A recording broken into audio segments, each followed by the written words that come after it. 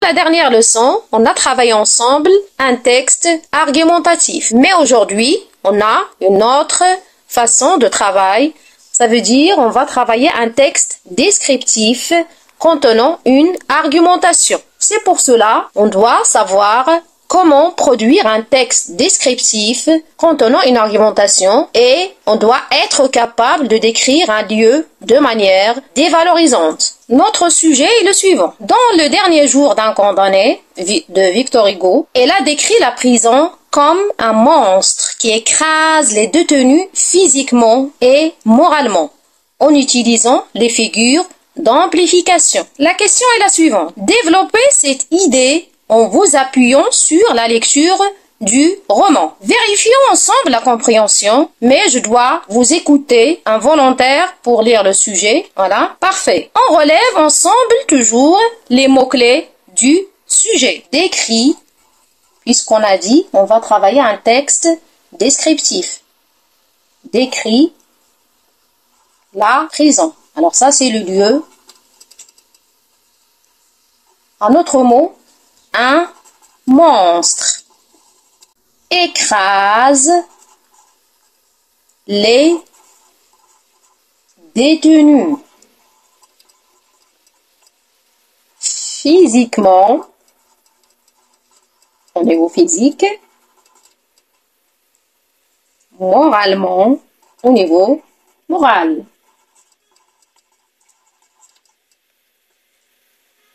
La question, c'est développer ou bien analyser.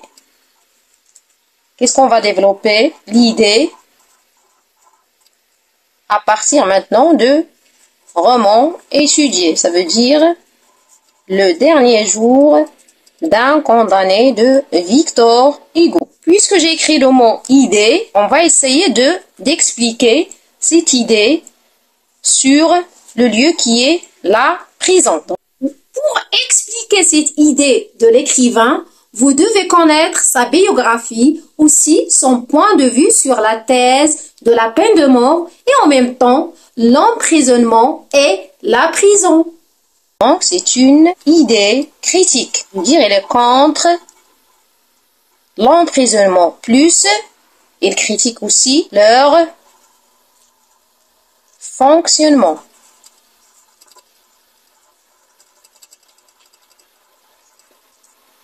Pourquoi on doit insister sur l'utilisation des figures d'amplification? Parce que on a dit qu'on va décrire la prison d'une manière dévalorisante. J'ai dit que les mots qui indiquent qu'il s'agit d'une description dévalorisante, monstre, on a écrase et on a les détenus. Ce sont les prisonniers. Quelles sont les différentes figures d'amplification? Là, la gradation. Hyperbole, ou bien l'exagération, l'anaphore, oui, c'est une forme de répétition, et à la fin, c'est le parallélisme, qu'on utilise beaucoup dans la poésie. Est-ce qu'on va utiliser seulement le texte descriptif? Oui, alors on doit utiliser un texte aussi argumentatif. Donc, il y a la description qui domine, plus l'argumentation. On doit donner des arguments pour justifier notre description. Même si on n'a pas un texte argumentatif, on doit toujours commencer par une introduction dans laquelle on peut définir le lieu. Ça veut dire la prison. On peut choisir aussi, oui, le cachot ou bien la cellule. Ça fait partie du champ lexical de la prison ou bien de l'emprisonnement. Dans le développement, on passe directement à la description. On va décrire le lieu qui est la prison, mais d'une manière dévalorisante. Ça veut dire on doit utiliser un vocabulaire qui dévalorise le lieu. Si on termine la description, on va essayer de proposer des arguments pour, bien sûr, justifier cette description.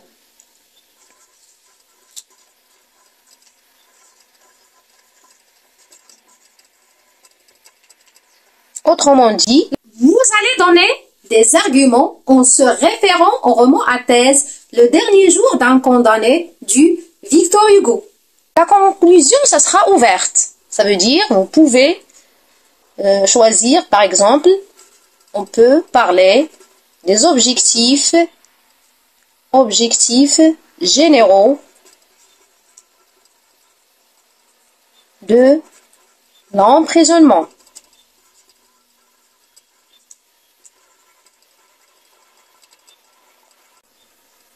Exemple, la prison, c'est un lieu de correction. Et vous pouvez trouver d'autres objectifs. Comme j'ai proposé dans la dernière vidéo, on peut aussi ajouter une question ouverte. Ça facilite le travail. Ou un proverbe, ou bien une citation. Toujours en relation avec l'objectif ou bien avec le sujet.